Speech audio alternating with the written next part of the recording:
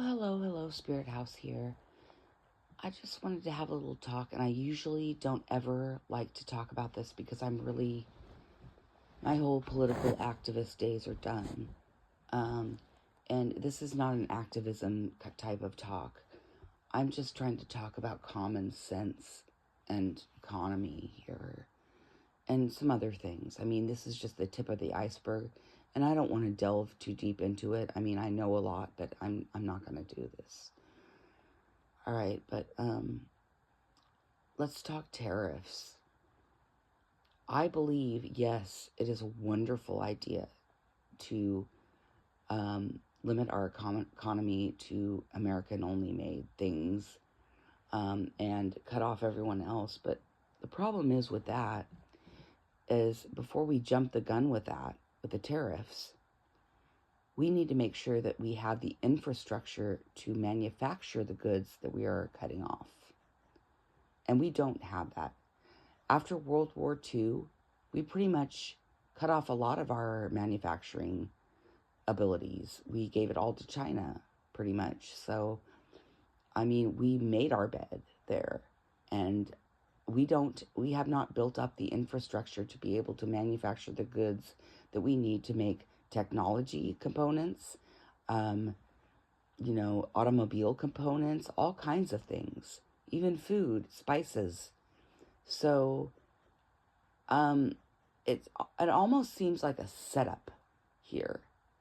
It's a setup to drive people into further poverty and leave the elite, to be able to obtain everything and to completely obliterate the middle class and small businesses and all. I mean, look around. Like, I've noticed that, okay, all the drugstores in the nation are basically closed. So you can't even find the things you need in drugstores anymore.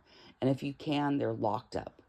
And there's nobody on the floor to unlock them for you. It's not like Safeway or a grocery store where you can go in and ring a little button and people will go in. A lot of them don't even have that.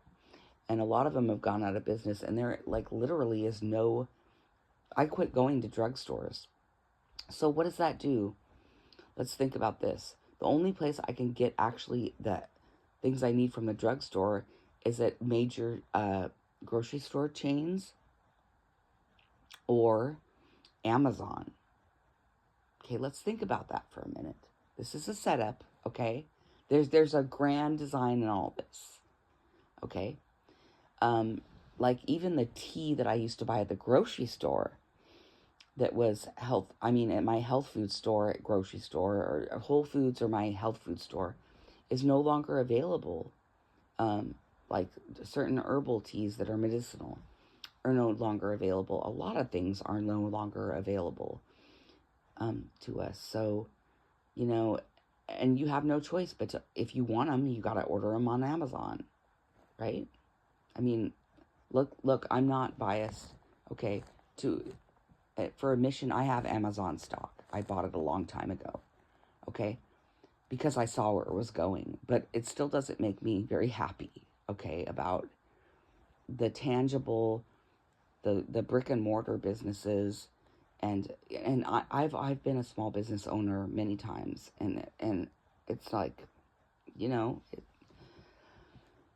I don't like the direction that this country is going in. I really don't, because before you impose these types of things, you want to make sure that we have the ability to produce these things on our own. And we don't even have any copper in this country. It's all recycled. It's like we don't have any copper mines. The only one that we had, we shared with Canada, and now we screwed that alliance. Yeah. It's like come in and destroy. Come in and destroy and screw every alliance that we ever had that was beneficial to us. Okay, our neighbors. And then make friends with okay, I'm not going to go into that. Okay, I'm not going to go into that. I'm going to try to stop there with the, manufacturing thing. But, there's a grand design here.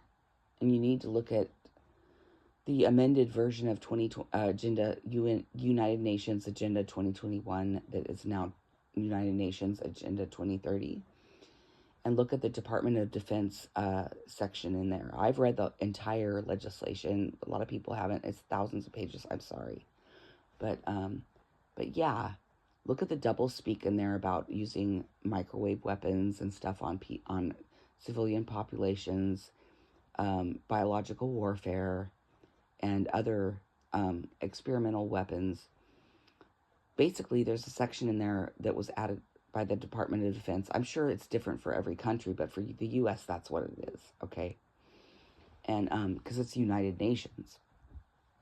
And who knows what's going to happen with that here? I mean, now, I have no idea. Because we're going to be shut out of everything. But, yeah, America is not in good shape right now. And, we've rested on our laurels for a long time. And anyway, it's just, no one wants to see this. I don't want to see this. And a lot of the views here do not represent what and one thing I don't understand is that I'm a Christian, right? I'm not denominational, but I am heavily spiritual. I believe in Heavenly Father, Jesus. I pray more than most people do, okay? And I have power there, big power. And I see what's going on. It's like, and I'm not partisan. In fact, I vote, but I'm an independent, okay? Because I don't believe in either the Democrat or the Republican Party, because there's things that conflict with me on both ends. But I do vote for the person that I think will be less destructive to our country, okay? Let me just put that there. And it's really worrisome right now. And then another thing is, this is just another example. I'm trying not to get too deep into politics. But with the electric cars, I am very for the environment, okay, right? And emissions and all that stuff. But the thing is, look at all the solar activity going on. I mean, we had a major G4, G3 solar storm this last week. And it took out Zoom and a bunch of stuff like that. And this isn't going to stop anytime soon. We have a few more years of solar maximum before we, get through this. And we have major solar flares, high speed solar wind through coronal holes, right? And we have major coronal holes because the sun's magnetic fields are reversing. And when they do, the north goes to the south pole, and there's a huge hole, right? It looks like a smiley face right now, or a jack-o'-lantern, kind of like it did last Halloween. Remember that? I don't know if you follow. I'm a huge space weather person and geophysicist person. I mean, just by hobby. But it's like the high-speed wind that comes through those high-speed solar wind that comes through those coronal holes can be just as destructive for geomagnetic storms on Earth as coronal mass ejection, or a filament, or, things like that. A solar eruption, M or X class flare, things like that. So I'm talking about, our grid is in dire need of repair, or a new infrastructure, right, for our electrical grid across the U.S. And even people that work there are saying that, it's not going to last. I mean, look at here in California, PG&E, has admitted or has been proven to have caused some of these wildfires because they have not kept up with their infrastructure, right? Okay, so what are we going to do when we have all of these electric cars? Do you think the grid is going to support that? If everyone converts to electric, and I'm not saying that I'm not for the environment, I am, but it's I don't believe I've heard a discussion about that, how the grid is going to hold up We're already in trouble with that. We're already at risk. And plus, we're making more and more enemies, so there could be an EMP above, above ground to take out our grid from another country if we piss people off enough. And the sun could do it that easily any day. So it's like, how is it that we're going to convert to electric vehicles when our grid can't even support human life at this point? Barely. I mean, even if we have intense heat, we have rolling blackouts and things like that. So I'm just wondering, why are these things not being discussed? You know, it's a valid question. It really is. I mean, there's technology out there that doesn't require any of these things that we could run off of, like G technology, which is plasma. It runs on water, and it's like it actually cleanses the air instead of pollutes it. But the poor guy who was a professor that created this was pushed by the government into a mental ward, and then he died. But luckily he gave his, died. Yeah, you can fill in the blanks. But he gave his students his blueprints, and a lot of people have run like hot rods and vehicles off of it. And it's run by water, and it creates plasma. Anyway, I'm just saying that there's a lot of alternatives out there to electric vehicles, and I don't think our grid's going to support that.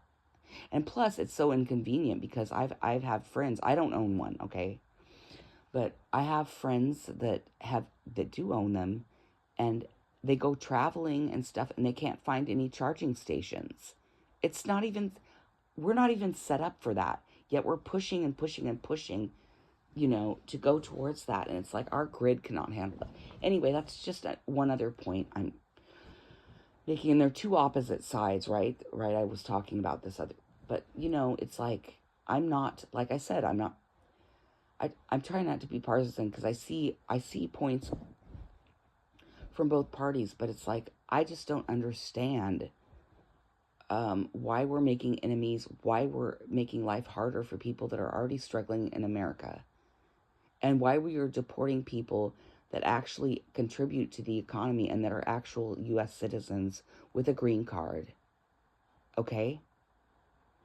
And there are like third and fourth generation people from Mexico here in California that have family businesses that are established, whose children were born here, and I don't believe that they should be deported. Yes, the Venezuelan gangs and the cartels, yes, they should be deported. I should grab them, but I think that there's a gray area there, and that there's not enough discernment.